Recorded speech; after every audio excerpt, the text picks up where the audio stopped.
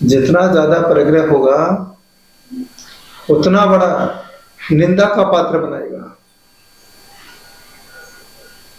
क्योंकि निंदा का पात्र परिग्रह ही बनाता है। ज्यादा पैसा होगा लोग तुम्हारी बुराई करेंगे, पैसा देते रहोगे तो तारीफ होती रहेगी, और पैसा देना बंद किया तो बुराई चालू हो जाएगी। तो यहाँ पर जैन आचार्य कहते सबसे बड़ा दुख का कारण परिग्रह है। परिग्रह से बड़ा दुख का कारण कोई नहीं। जितना बड़ा घर है उतनी बड़ी परेशानी है, जितनी बड़ी गाड़ी है उतना ज्यादा मेंटेनेंस है, और जितनी बड़ी पोस्ट है उतना सारा काम है। तो जीवन में क्या करना है?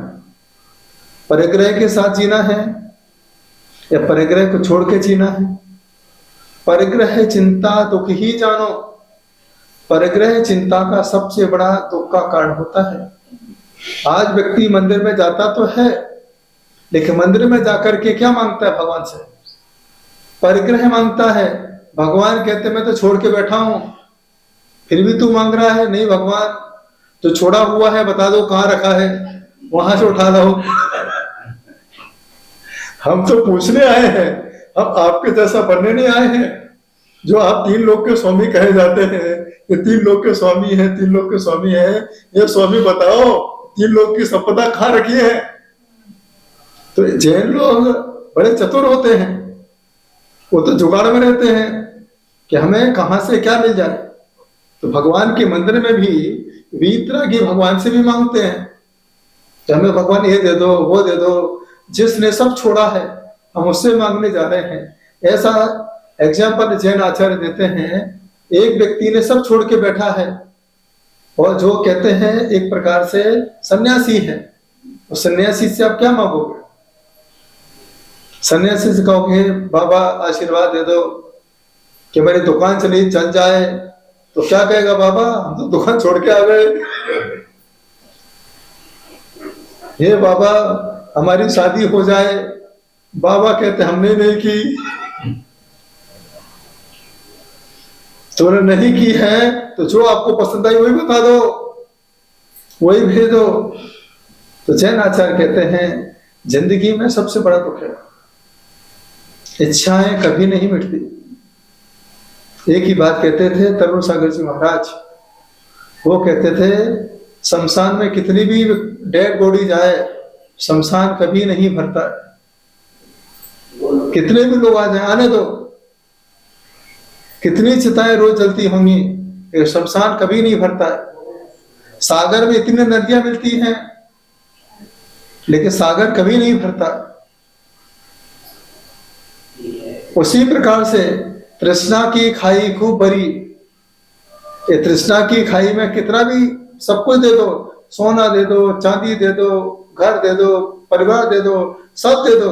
लास्ट में बच्चा एक ही बात कहता है, बेटी एक ही बात कहती है, माँ ने सब दिया, एक चीज छोड़ दी। जो सोना रखा था वो भी दे देती, कितना अच्छा रहता। अब उसने संभाल के रखा था, मेरे बुढ़ापे में काम आएगा, जब कोई बच्चा मेरा साथ नहीं देगा तब चलो उसको बेच करके यात्राएं कर लेंगे, अपनी आत्मा का कल्याण कर लेंगे। बच्चा वो भी मांगने को तैयार बैठा है। कितना बड़ा संसार। इसलिए साधु को मना किया है, परिग्रह के पीछे भागोगे तो साधना नहीं कर पाओगे। सुबह से लेकर शाम तक वही चिंताओं में अपने आप को चिंतित करते रहोगे, और चिंतन करने का समय नहीं मिलेगा। तो जीवन में यही प्रभु से प्रार्थना करो कि हे भगवान, जितना मिला है मुझे उतने में ही संतोष है। जितना कम मिला है उतना अच्छा है। ज्यादा मिलता तो हमें ज्यादा इकट्ठा करना पड़ता। फैक्ट्री चलाने वाले को सबसे ज्यादा चिंता पत्नी की नहीं रहती है, बच्चों की नहीं है। फैक्ट्री चलाने वाले को सबसे ज्यादा चिंता मजदूरों की रहती है कि मजदूर नहीं आया, लेबर नहीं आया तो क्या करेंगे। पत्नी फोन लगा रही है और मजदूर फोन लगा रहा है, ईमानदारी से बताना पहले फोन किसका उठाएगा? अब सोचिए, डॉक्टर अगर आप बने हैं, एक तरफ पेशेंट का फोन आ रहा है, एक तरफ बीमार बच्चे का फोन आ रहा है तुम्हारे, तो पहले फोन किसका उठाओगे? जहां से पैसा आने वाला है, बेटे को फिर देख लेंगे क्या है। तो ये संसार है, इस संसार में कोई अपना साथी नहीं है, सिर्फ पैसे के सभी साथी हैं। इसलिए हम सभी महिलाओं से कहते हैं, ये मत सोचो कि ये मेरा पति है, ये पति तुम्हारा है लेकिन आप सेकंड पत्नी हो। पहली पत्नी तो इनका व्यापार है, व्यापार चलेगा तो तुम साथ पर रहोगी, व्यापार कम हो गया तो ये पत्नी भी छोड़ के चली जाएगी। नौकरी रखी तो पत्नी साथ रहेगी, नौकरी गई तो पत्नी भी छोड़ के चली जाएगी। तो इसलिए उसको पहले पत्नी की चिंता है, पहले नौकरी की चिंता है। ये तो सेकंड वाली कभी भी काम आ जाएगी, कभी फोन लगाएंगे, पैसा पहुंचाएंगे, टिकट कराएंगे, सोने का हार दिलवाएंगे, थोड़ा घुमाने ले जाएंगे, पत्नी कहेगी हाँ मेरा पति क्या हीरा है, हीरा का हार लेके आया है। तो जैन आचार्य कहते हैं संसार है, इस संसार में किसी को अपना मत मानो, उसे अपना मानो जो परिग्रह को छोड़ करके आत्मा में लीन है, परम शुद्ध ज्ञाय भाव में लीन, अपनी आत्मा भी चिंतन करता है।